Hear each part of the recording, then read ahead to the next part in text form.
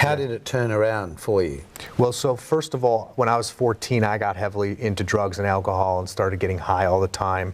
First with marijuana, then with popping various types of pills, pharmaceuticals, like things that people are prescribed to today, like Xanax and Vicodin. Scary, that. Yeah, and drinking a lot on those pills and driving, and then it got to the point where I started selling drugs, and it really was quite out of control.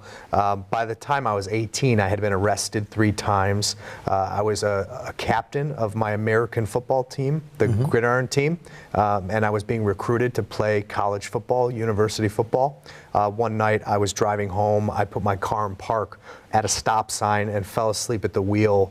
High, drunk, drugs in the car, got arrested, got kicked off the team, lost my friends. I had a girlfriend at the time. I hurt her very deeply. I lost her. So I basically pushed away everyone and everything that I cared about. So at 18, I went from being quite arrogant and thinking I was invincible to being extremely lost, extremely confused and anxious and insecure. And at 18, you're trying to figure out, who am I? What do I do with my life? You know, how am I going to make a living? All those questions. So it was a really tough time. So what came into your life that turned it around for you? Pain.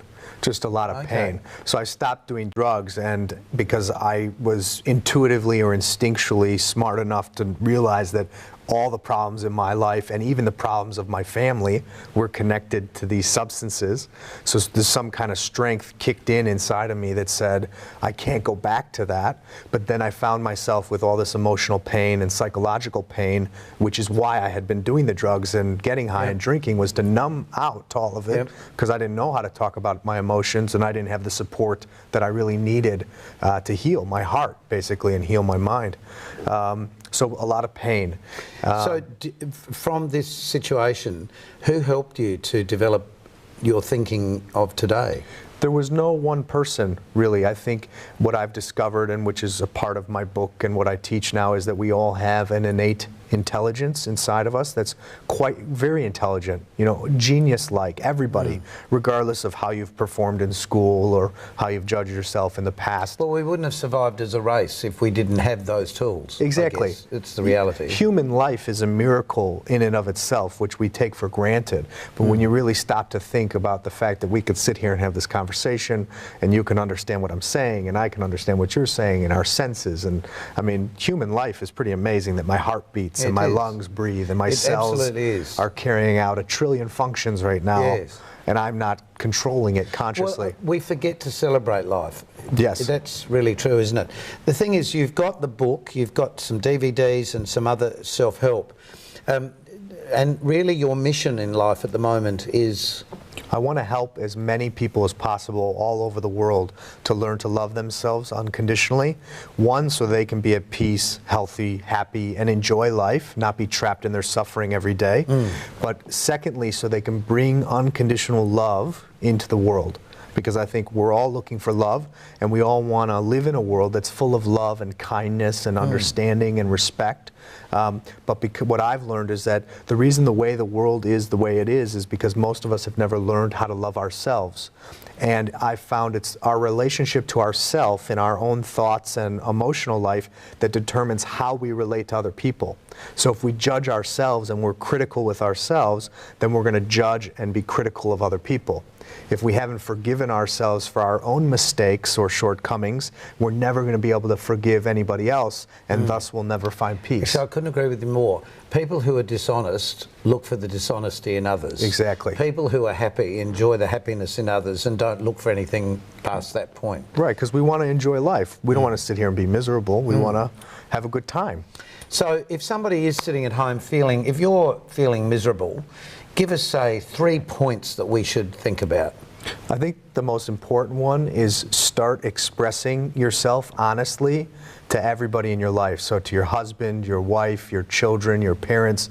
Stop betraying who you really are. Stop internalizing your emotions and what you really think and feel, and express it, even if it causes some problems in the beginning, because people are used to you not being true to yourself. They're used to you just keeping quiet to keep the peace. Yes, I get that. Number 2? well, I would say do that in a loving way, not a disrespectful way. Yes. Yeah. So, and the way to do that is to learn to say things like "I feel," "I need," "I want," instead of "you," swear word, "you're this." Yep. You know what I mean? You don't want to attack people because that will get you nowhere. You want to express what you're feeling in your life right now in this situation, what you need right now, whether that be space for yourself, or you need better communication, or you need your needs to be respected, or to feel that you matter, to express those things consciously.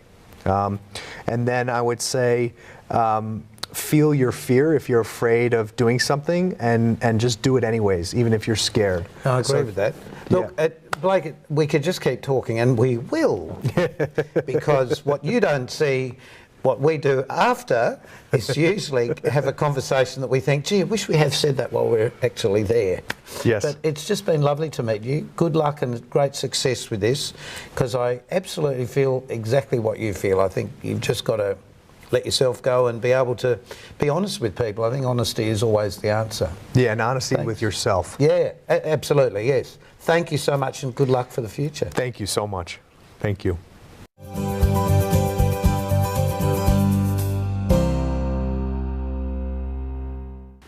Do you love yourself? I quite like myself, Malcolm. Do you? Yeah. Do you stand in front of the mirror and look at yourself and say, I like what I see? No. But it was interesting. Who does at our age? I know. Let's But be it was honest. interesting. What he's meaning by that is that it's very important that you feel good about yourself, Yes. to Couldn't portray agree the more. love and kindness to other people. Oh, thank you very think? much. I think. Excuse me, we'll just have a... Oh, sorry, no. Look, there was also something lovely about that man, because he had such a warm inner energy that was coming out. He did. See, that's what it's all about. Well, it is. And as human beings, we often forget that we're all part of the same race, and we need to share Absolutely. everything. We're sharing the air that we breathe at the moment. Thank We you are. so much.